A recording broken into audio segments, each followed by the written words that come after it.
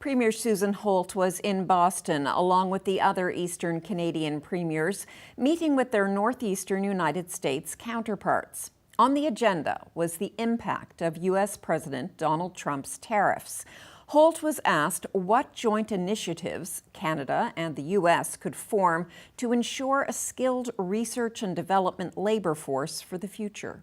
I'm not going to pretend that folks in Canada don't see this as an opportunity for us to attract some of the brightest and best from here who are now seeing funding cut and challenges put in place. But I really appreciate Governor Healy and Governor Mills and all of the governors here the opportunity to talk about how we can partner better. So maybe we'll borrow your talent for a little while, and then when we get back to normal, because that's what we all want, we all want to get back to the normal relationship of Canada and the U.S. being best friends, great neighbors, and working for the mutual benefit of our societies, whether that's economically or with research or and social initiatives.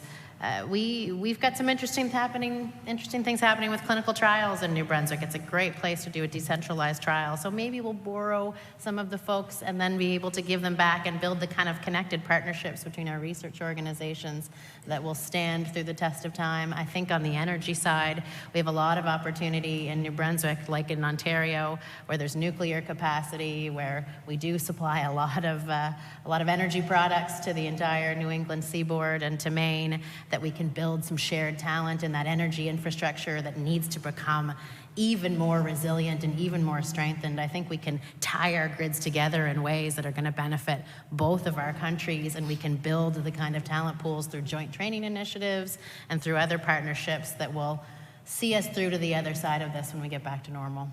With respect to fewer Canadians planning trips to the U.S. this summer and the negative implications that's having on the American tourism industry, Holt was clear on where she stands.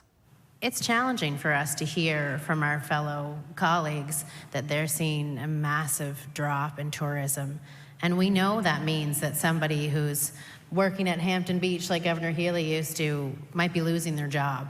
Or that all of that, was a 36% decrease in spend in New York. That means people in the US are losing their jobs in tourism. And we don't like to hear that, but what we want to say to them is, you gotta make noise. You gotta tell your leader that this is hurting the American economy, that this is hurting jobs in the US. But I can't tell Canadians to come visit the US right now. I'm gonna tell them to go and see my neighbors in Nova Scotia. I'm gonna tell them to spend some time at home.